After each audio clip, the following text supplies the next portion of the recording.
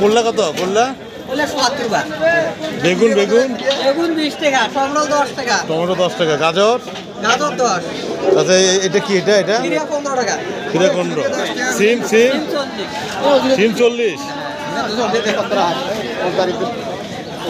বাজার কি আজকে কি উদ্যমুখী নাকি?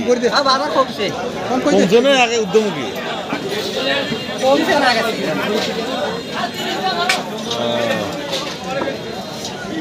আদা কত? আদা কেজি কত? এই মরিচের কেজি,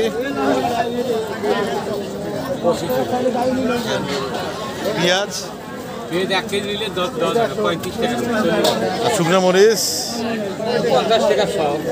আদা, রসুন রসুন রসুন 120 টাকা।